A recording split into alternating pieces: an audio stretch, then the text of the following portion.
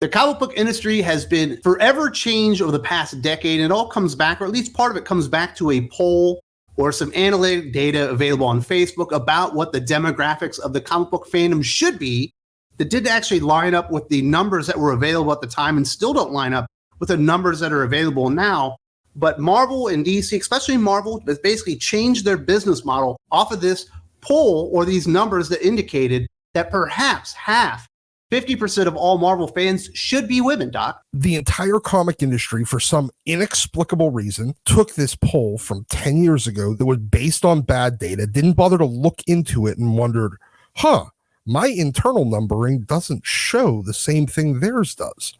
Why? Never bothering to look into whether or not the poll numbers were any fucking good to begin with. In February, the Facebook universe of self-identified comic fans grew to a new high of over 24 million fans in the United States. Of that 24 million, women account for 46.67% of that population. Since I've been tracking these stats, that's the highest percentage of women recorded. With some changes on Facebook's end, I can now see what terms have grown from the previous month. And in this case, it wasn't any single term. It was many of the over 100 used to compile the statistics. So right off the bat, when you have 24 million people identifying themselves as comic book fans, there's never actually been 24 million comic book buying fans in the history of comic books. Even at its apex, there weren't 24 million people regularly buying comic books. So you know the numbers are weird. None of this matches up with the actual sales numbers. And that should be the biggest, kind of red flag. As soon as you start looking at this data and going, this doesn't seem to make sense. I don't think that this is right. Yeah, what I think this poll is actually showing, and we're going to get into more data that kind of goes against this and some of the thinking behind people that were stating, well, this means 50% of comic book fans or comic book customers are actually female. Just having a fleeting interest in comic book characters does not make you a comic book fan. Going to Spider-Man Far From Home doesn't make you a Spider-Man comic book fan. Correct. Going and seeing X-Men Days of Future Past does not make you an X-Men comic book fan. And that's the big difference. Going onto your Facebook and stating, I like Wolverine is a ton different and requires a lot less of a buy into the character than to actually go out there and buy the Frank Miller Wolverine miniseries and then go get the Weapon X thing and all these other Wolverine stories because you love the character so much. So those numbers right out the bat were just astronomically off, especially in comparison to the numbers that they actually had at the time. Interestingly enough, there was an article in December of 2015 kind of expanding upon what Heidi's talking about there, but also talking about the actual data at the time. This was on medium.com.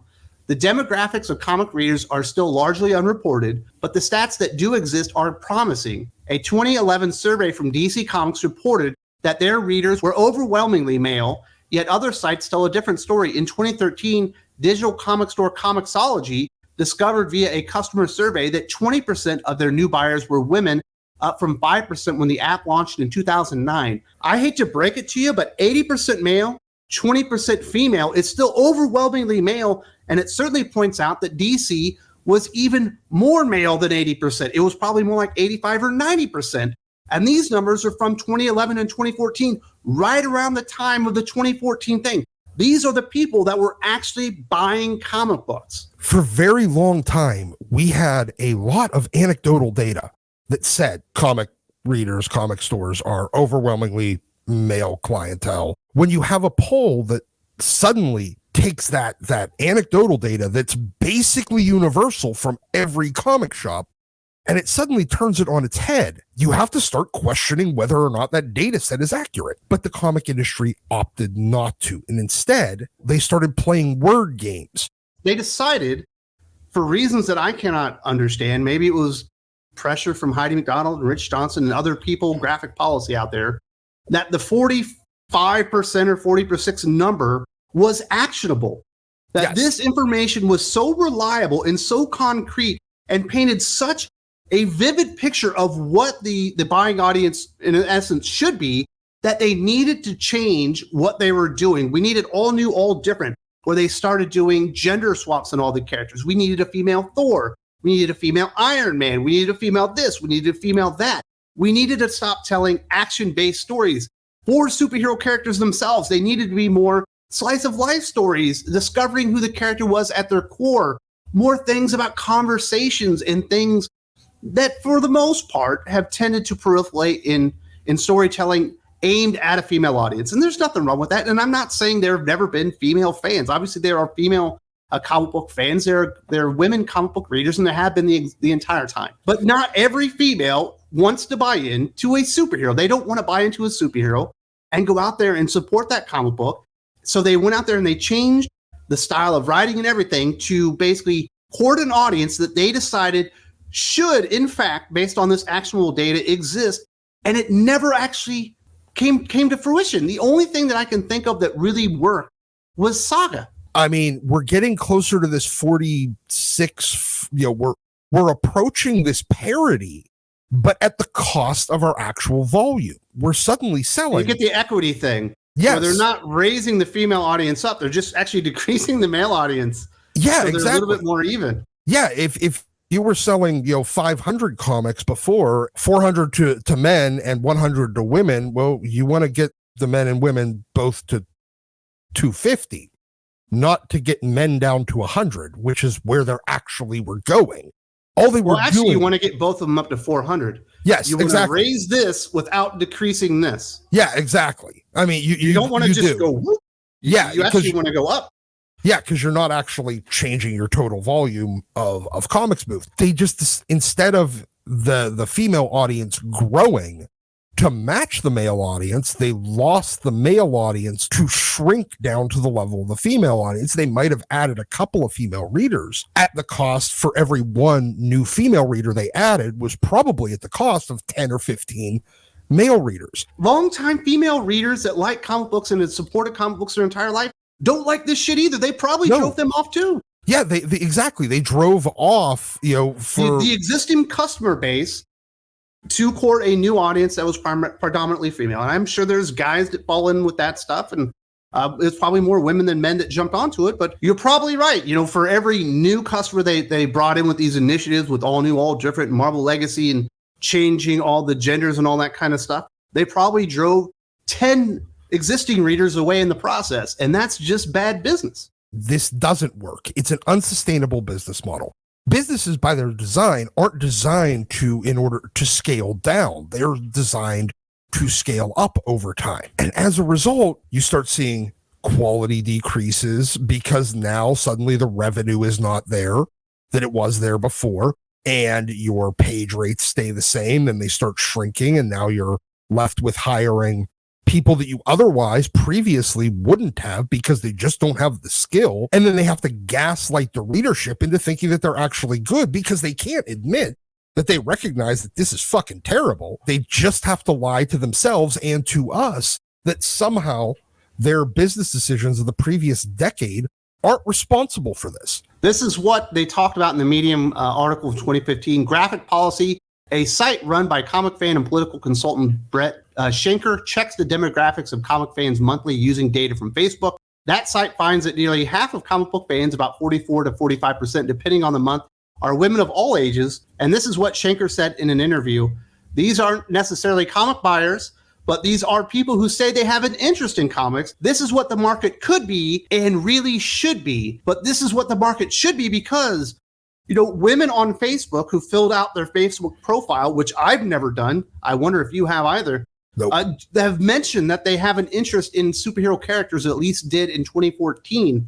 So therefore, we should make the market what it should be rather than identifying what it is and creating products and creating comic books and stories and making things to the people that were actually spending money at the time, because it's not fair that it actually wasn't 45% because that's what it should have been the whole time. Brett, Heidi, and all the rest, they essentially took known bad data. I mean, I could also assume that they're dumb enough to believe that this is good data, but let's assume malice rather than idiocy. And they decided to use it. And what they did was they basically spent the last 10 years astroturfing a narrative that they wanted. Whether or not it's good business, they didn't care about that. They just cared about the outcome. And the outcome to commies is equity. But they've spent 10 years astroturfing a narrative and repeating this bad data. And even they know that this isn't actually the readership. It's not the readership. It never was, even when they pulled it up. But what do you think happened when the Barbie movie came out? Obviously, Barbie is a toy, and there are products around Barbie. There's books and cartoons, and there's probably comic books around Barbie, or there have been at the time. And I bet you that was overwhelmingly female when you look at the search results or the interest levels on Facebook. Yep. I bet you when the movie came out, people were reading articles about it. They were searching about it. Did all of a sudden we go, whoa, Barbie is now a male brand? No, because that would be a ridiculous fucking takeaway. Yes. People were just looking for the fucking Showtime or an article about it. Exactly. When you use data like this inappropriately to justify some narrative, you're just a fucking liar. It comes down to either ignorance or malice in this case. And I'm erring on the side of malice because I can't believe that there would be this many people in this many prominent positions that are this fucking retarded than to actually believe that that would be the case. This is the final takeaway from the medium.com article from 2015. The numbers are interesting, showing not only overall growth in the Facebook users who like comics, but an increase in the percentage of women who like comics.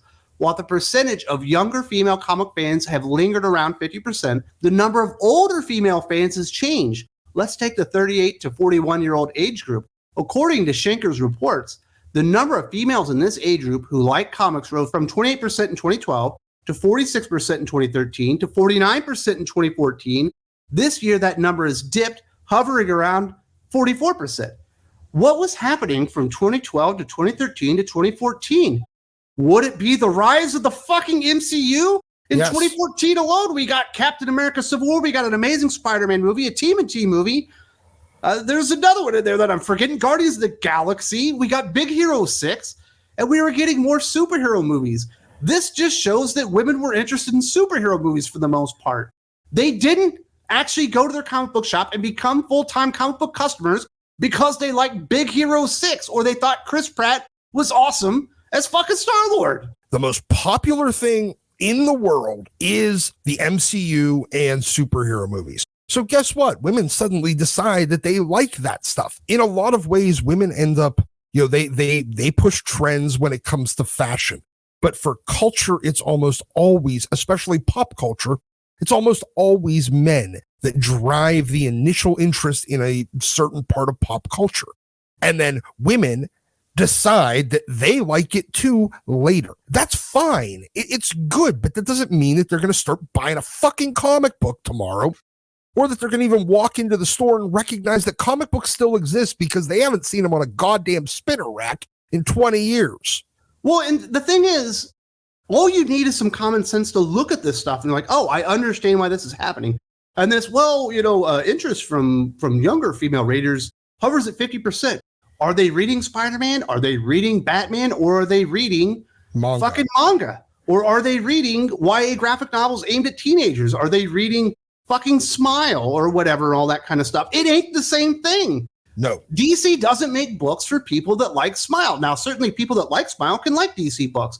But if you like Smile, there is no correlation that you're automatically going to like fucking Batman. It doesn't exist. Can you try to get those Smile or Babysitter's Club or whatever readers into your store to read Batman? Sure, but the only way you're going to make it work is by, guess what? Changing Batman. This is a known commodity. The thing that they like is the thing that they like. You change your thing to be the thing that they like.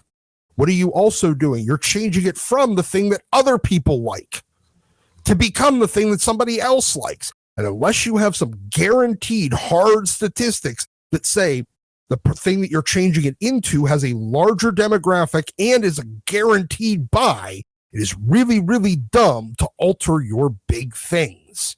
It's just bad business. And there's been a lot of bad business. They ran a lot of people off deciding that this poll from Facebook, which wasn't even really a poll, is just data mining from Facebook, dictated and was actionable at the time that we needed to change up everything in the comic book industry. And this is where we are. We have comic book publishers going out of business.